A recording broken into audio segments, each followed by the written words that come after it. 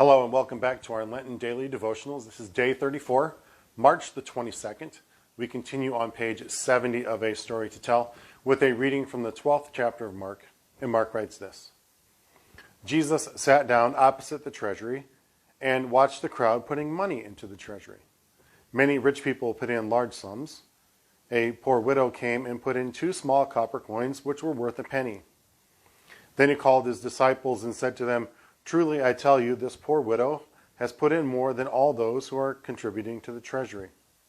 For all of them have contributed out of their abundance, but she, out of her poverty, has put in everything she had, all she had to live on." Our quote to ponder this morning comes from Karen Gonzalez, The God Who Sees. She writes, "In God's economy, there's always enough." Our reflective reading this morning is titled, Seen and Valued. As Jesus watched, the wealthy made a show of writing big checks. Then the poor widow came, and in went the entire amount of what today might be her Social Security check.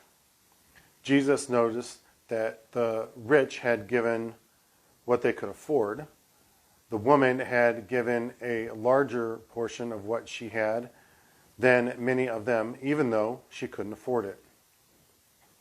In those days, a widow was at the mercy of others to survive. We don't know whether her children or extended family took care of this woman or if she had a home, but we do know that her offering impressed Jesus more than all the vast sums the rich had contributed. Although she was invisible to society at large and had no legal power or religious clout, she gave what little she did have. She was all in for God. She trusted that the God in whose image she was created and to whom she belonged would not forsake her. Whether she lived or died, she was seen. She had value. She belonged to God. I like that quote. In God's economy, there's always enough. If you haven't noticed, Jesus talks a lot about money and possessions, which means it was important to him. I'm thinking that means it might also need to be important for us and something that we talk about as often as Jesus did. Already we've heard Jesus talk to a rich man and explain to him that his vast wealth was separating him from having complete faith in God. Instead, he relied on his own wealth and possessions to survive.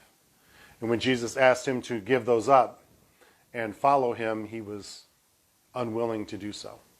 In our reading today, we have a widow on the opposite end of the money spectrum, and Jesus explains to the disciples that her trust that God will provide again tomorrow leads her to a wealthy and rich relationship with God. Truth be told, and I've hit on this before, everything ultimately belongs to God, and what we receive are gifts as an abundance of God's love for us. Jesus encourages us to be generous with the gifts that we've been given.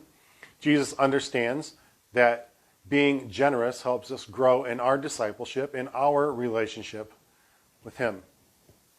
Jesus encourages us to be generous in response to the generosity that God has already shared with us, knowing ultimately that our very lives are a gift.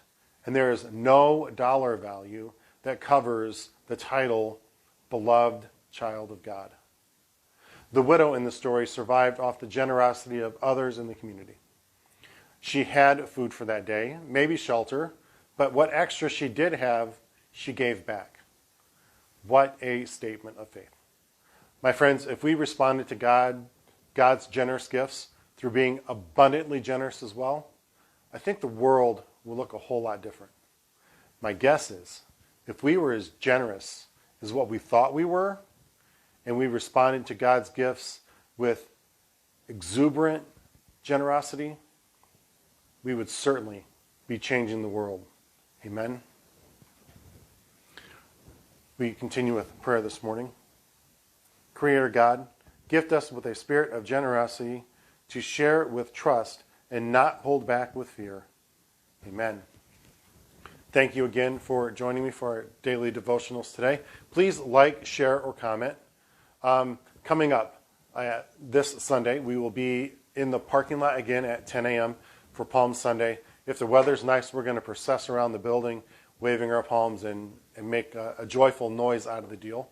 Join us again then on Thursday evening at 8 o'clock, Thursday evening at 8 o'clock for our Maundy Thursday worship.